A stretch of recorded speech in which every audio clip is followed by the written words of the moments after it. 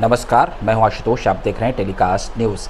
देश भर में लोकसभा चुनाव की सरगर्मी तेज है। ऐसे में पक्ष और विपक्ष एक दूसरे पर कोई भी आरोप लगाने में कोताही नहीं कर रहा है। जो भी मुद्दे उनके हाथ लग रहे हैं वो उसे चुनावों में पूरी तरीके से भुनाने की कोशिश कर रहा है।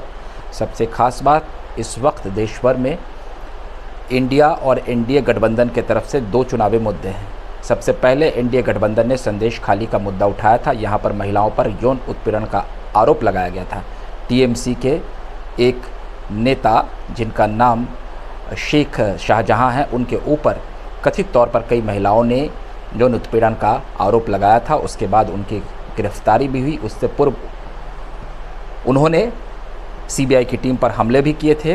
अब वो सलाखों के पीछे हैं, लेकिन इस मुद्दे को प्रधानमंत्री नरेंद्र मोदी से लेकर गृह मंत्री अमित शाह और भाजपा के तमाम नेताओं ने ज़ोरदार तरीके से उठाया था। अब ये चुनावी मुद्दा भी बन चुका है। लेकिन वहीं इससे इतर अगर हम बात करें तो एनडीए गठबंधन में उनकी एक सहयोगी साथी जनता दल सेकुलर के एक नेता के ऊपर भी यौन उत्पीड़न का एक बड़ा मामला सामने आया है। दरअसल कर्नाटक की राजनीति इससे हिल गई है। वहाँ जनता दल सेकुलर के एक सांसद हैं जिनका नाम प्रज्वल रेवन्ना है, जो किसी परिचय के मोहताज नहीं है। पिछली दफ़ा वो सांसद थे और इस बार भी चुनावी रण में है। हालांकि वहाँ पर वोटिंग हो गया है। वो जिस संसदीय क्षेत्र से चुनाव लड़ रहे हैं, प्रधानमंत्री नरेंद्र मोदी ने भी वहाँ पर चुनाव प्रचार किए थे।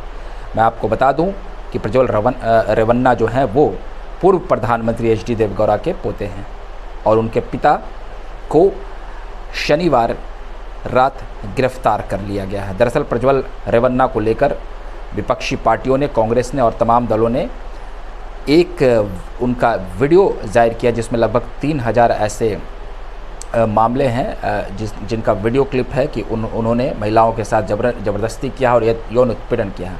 उसी में उनके घर में काम करने वाली एक नौकरानी के ऊपर भी यौन उत्पीड़न का आरोप लगा है। उनके पिता एच डी रेवन्ना को भी गिरफ्तार कर लिया गया है। उन पर यह आरोप है कि उन्होंने कथित तौर पर उस जो महिला नौकरानी उनके घर में काम करती थी उनका अपहरण किया था। उनके एक फार्म हाउस से उसकी बरामदगी हुई है। हालांकि उनके वकील का यह कहना है कि इससे ये बात साबित नहीं होता है कि उन्होंने उसका अपहरण किया है। वो उनसे मिलने आई थी, कुछ बात करने आई थी। बहरहाल ये पूरा मुद्दा अभी गर्म हो गया है। इंडिया गठबंधन की तरफ से प्रज्वल रेवन्ना का जो यौन उत्पीड़न का मामला है उसे जोरदार तरीके से चुनाव में उठाया जा रहा है। वहीं इंडिया गठबंधन की तरफ से संदेश खाली का भी मामला उठाया जा रहा है। अब संदेश खाली मामले में भी एक नया मोड़ आ गया है। वहाँ पर भाजपा के एक जो नेता हैं उनका स्टिंग ऑपरेशन किया गया है। एक मंडल कार्यकर्ता है, उनका एक स्टिंग ऑपरेशन वायरल किया गया है जिसमें ये बताया जा रहा है, हालांकि हम उस वीडियो की पुष्टि नहीं करते हैं, लेकिन उसमें ये बताया जा रहा है कि इस पूरे मामले को भाजपा ने प्रायोजित किया था। बहरहाल अब इस पूरे मुद्दे को लेकर राजनीति गर्म है।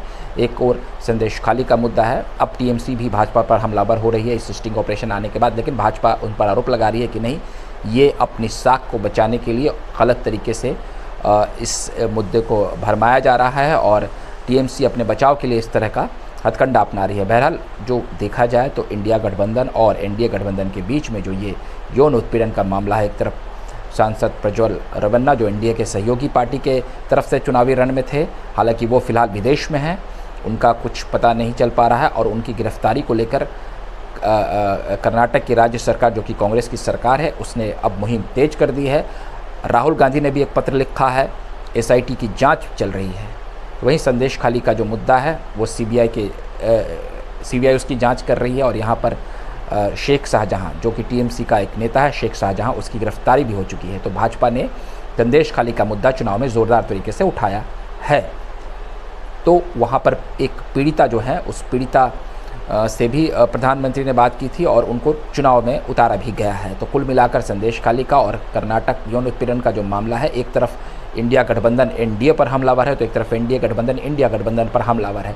तो पूरी तरीके से जो देश में चुनावी फिजाओं के बीच ये जो मामला है अभी ज़ोर शोर से उठाया जा रहा है।